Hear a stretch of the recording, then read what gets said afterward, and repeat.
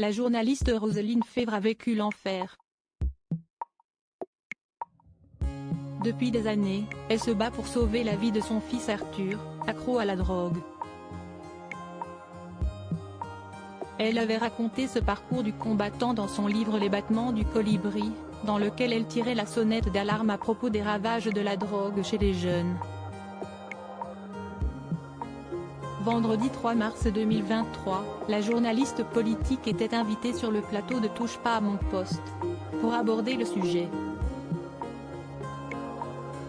Elle est alors revenue sur la descente aux enfers de son fils, qui est d'abord tombé dans le cannabis lorsqu'il était au collège, le truc escalatoire, si est-il à dire qui fume un œuf fume un bœuf. Moi j'ai pu constater qu'effectivement à chaque fois il est allé crescendo, de plus en plus loin.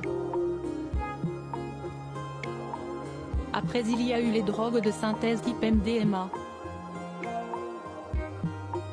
Et puis quelque chose de très couru pour les jeunes notamment, en boîte ou pour les concerts, qui est de la kétamine, qui est un anesthésiant pour chevaux, a assuré l'ancienne présentatrice de Soir 3. Désabusée, elle a confié que son fils s'est également essayé aux champignons hallucinogènes achetés sur internet, jusqu'au jour où il a fait sa première bouffée délirante. Il les a cultivés chez lui, il en prenait pendant un mois et demi, jusqu'au pétage de plomb. Un épisode pour le moins effrayant, sur lequel Cyril Hanouna a tenté de ne savoir plus. C'était quoi son état alors? Comment il a pété les plombs?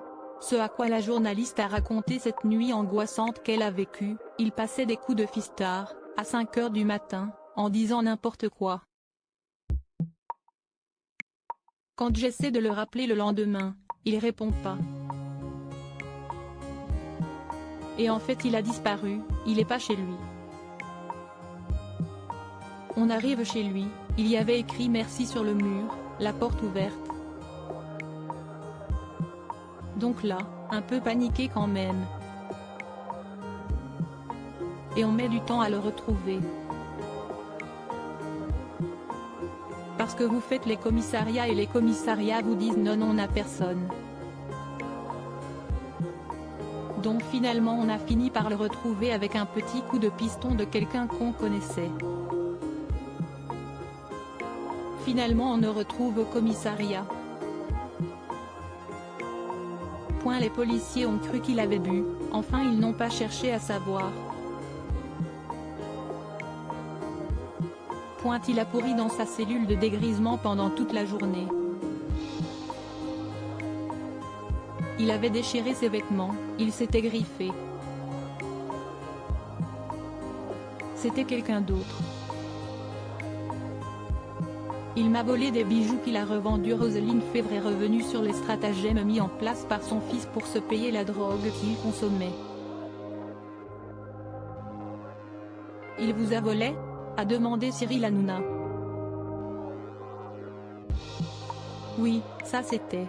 A-t-elle commencé, visiblement toujours affectée. Pour cause, elle a raconté que son fils lui volait des bijoux pour les revendre, agissant sous l'influence de quelqu'un de nauséabond.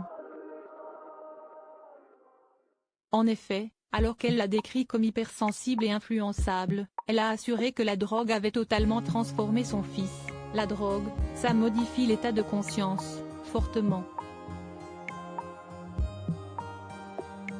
Si est-il à dire que vous avez quelqu'un qui n'est plus la personne que vous connaissiez avant.